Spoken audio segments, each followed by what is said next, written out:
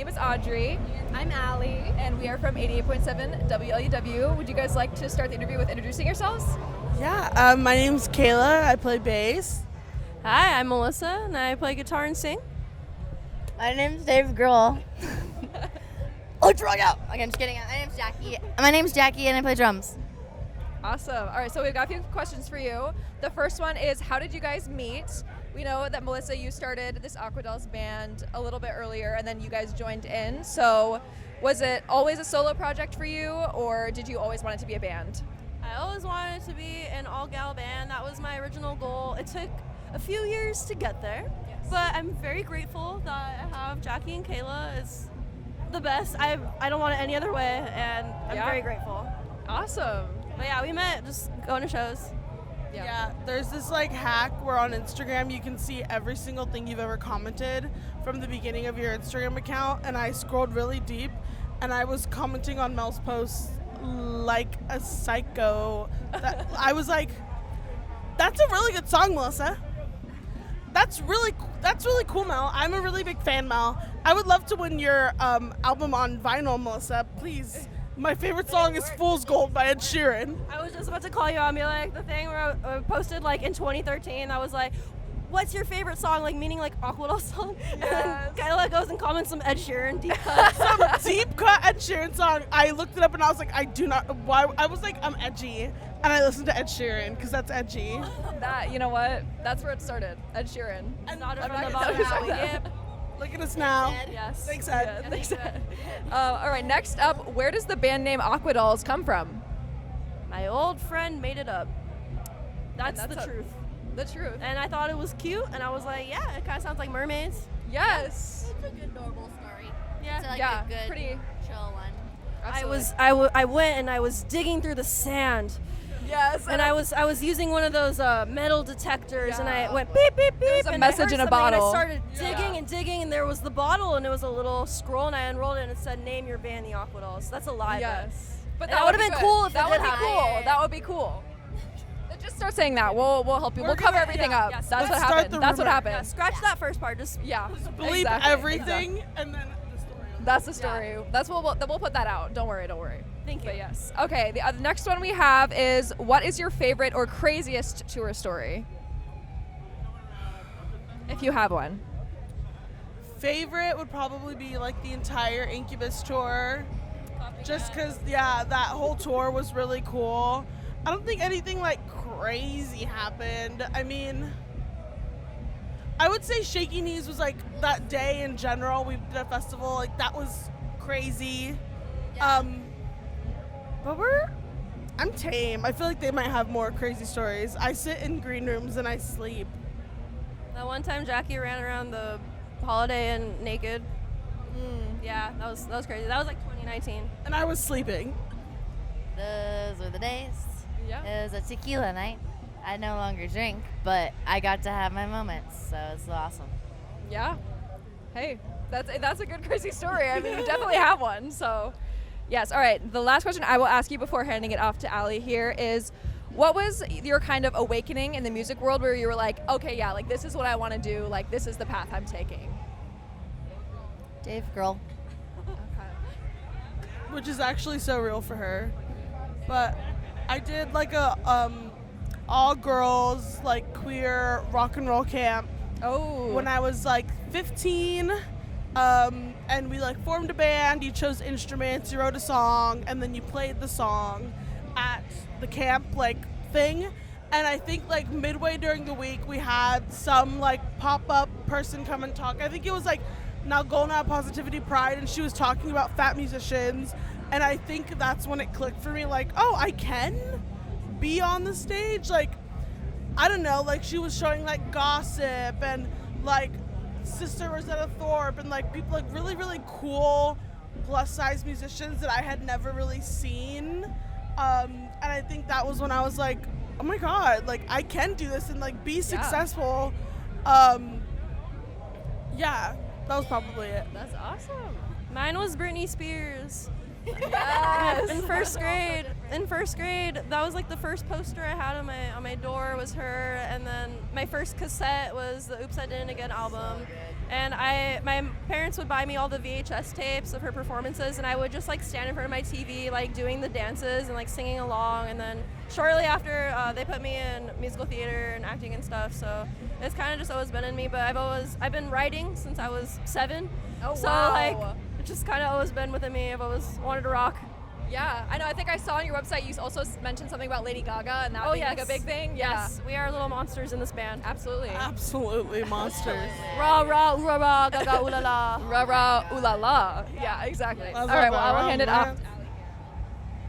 All right. So I know you were just talking about your kind of like inspiration awakenings into the music world.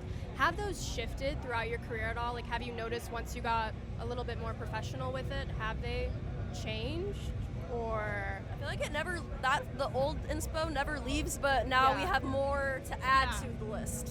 yeah, for sure. More to pick from, because like honestly, like you put a plus size musician in front of me, like someone who's like kind of has that like strong, like that power to like get up on stage in front of people, like I will be obsessed. Yeah. I literally will. Like, shout out to all my fat baddies that are in the music industry. My favorite person is Shannon Shaw from Shannon and the Clams. If you guys are feeling like, I feel like I've seen this, I stole it from her. I ripped her off because I love her and I want to be her. She has a powerful voice and a powerful body, and she doesn't let anything limit her. And she's gone through a lot. So, any plus size musicians I really, really, really, really admire, because it's hard. Yeah. It's hard because you get the comments and then imagine being fat on top of it. Oh. You gotta like find the power. You know? Yeah. Cool. Yeah. Okay, so with your latest album, what's your writing process like? And I know, Melissa, like you started out kind of solo. How has your writing process shifted since being a band? I just make demos, and then, like, to be real, like our Charmed album that we did last year was kind of a collection of songs that we had written over like a 3-year period, I want to say, starting way back in like 2019 even, some of those demos. But yeah, like some of it all kind of depends on each song. Some of it could start with a guitar loop, and then we add lyrics to it. So, No rules. Cutthroat was one of your old tunes. Yes, and that's all good. Yeah, so, and then we just jam and kind of see what sounds good. Or in the studio, we literally just like, we're doing stuff on the spot. And like, And writing like literally in the studio, like on the spot, being like, okay, what should we do? So Yeah. So what rhymes with this? Mel goes, I want to taste it. Give me a flavor. Give me a color. She goes, I want to feel it. Like she like does this a lot with her hand. Visualizing. And I love that because it actually does help, because then I'm like, okay, where am I? Where are we? So yeah, Mel's really good at getting the juice out of people. it's creating the fantasy. We love that. By Britney Spears. Yes. Yeah. Do you guys have like a certain kind of feeling you're ever trying to convey in your music where you're like, yes, this is Aquadolls, this is what we want to sound like? Or is it more of- Dreamy. nostalgia. Yeah, just like a sense of comfort and a community. Feeling like you're not alone in the situation, whether it's a silly song or something a little more serious, knowing that there are so many people that are probably going through a similar situation, and that you're not alone. Yeah, beautiful. Something familiar, but something still fresh where you don't feel like you're like, oh, I've heard this before. Like familiar in a way that you would want to go back to, and not in a this again. Yeah. Yeah. Do you do anything in like your live performances to kind of bring that feeling alive, like anything extra, or? I feel like fashion's a big thing, like the way that we dress, and like it kind of gives a story. Fashion, I feel like the way we interact with each other. Yes. Like, the attitude. Yeah, that gratitude.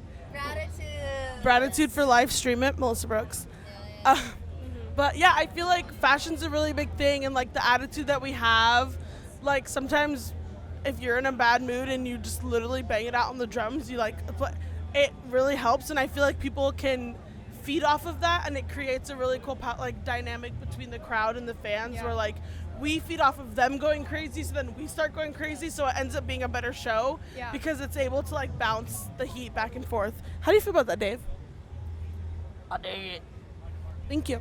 You want to come to my barbecue later? Yes. Tight. I want some barbecue. Okay, to finish off the interview, we have a few rapid fire questions for you, just like some fun things. Yep. Are you Got ready? it. Let's do Yeah. it. All right. What is a song you have on repeat right now? Jake, what's the song that I've been listening to, the Olivia Rodrigo one? Is it I wanna get him back? Get 'Em Back. That Yeah. one. That song. It's called Get 'Em Back. Get him back. Yeah, I like that one. That song. Sorry, my Band-Aid's coming off. Oh no. That song is everything to me. It's stuck in my head all the time. It is good.